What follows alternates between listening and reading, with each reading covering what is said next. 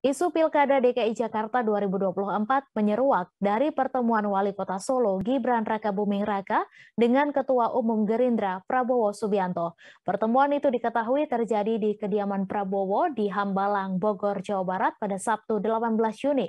Nama Gibran memang santer disebut-sebut akan melenggang ke Jakarta. Jika isu itu benar terjadi, maka Gibran tidak lain mengikuti jejak ayahnya, Presiden Jokowi, yang menapaki karir politik dari Solo ke Jakarta. Selain langkah yang sama, sosok promotor atau pendukung utama Jokowi dan Gibran pun sama, Prabowo Subianto. Soal potensi adanya kesepakatan soal Pilkada DKI dari pertemuan Gibran dan Prabowo diungkap pengamat politik Ujang Komarudin. Menurutnya, keduanya adalah tokoh politik. Secara konteks, memang saat ini sudah memasuki tahun politik menjelang pemilu serentak 2024. Pengamat dari Universitas Al-Azhar ini menilai langkah Gibran untuk mengisi posisi DKI 1 semakin terbuka lebar bila mendapat sokongan dari Gerindra. Hal ini bisa dilihat dari jumlah kursi kedua partai ini di DPRD DKI, di mana PDIP memiliki 25 kursi dan Gerindra 19 kursi. Tak menutup kemungkinan jika datangnya Gibran ke Prabowo adalah untuk mencari tunggangan politik menuju Pilkada DKI 2024.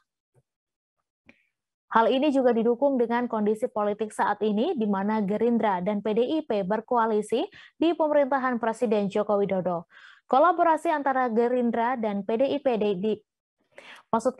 kolaborasi antara Gerindra dan PDIP di DKI pun pernah dijalin erat saat Pilkada pada 2012 silam.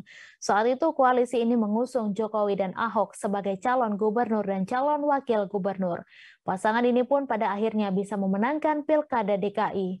Ujang Komarudin mengatakan pertemuan tersebut mengisyaratkan keduanya masih dalam koalisi politik. Sebagai informasi, Gibran menyambangi kediaman Prabowo di Hambalang pada Sabtu 18 Juni. Sementara itu, selama berada di kediaman Prabowo, Gibran sempat diajarkan cara berkuda. Kemudian ayah dari Jan Etes ini juga menikmati jamuan makan siang yang disediakan Prabowo.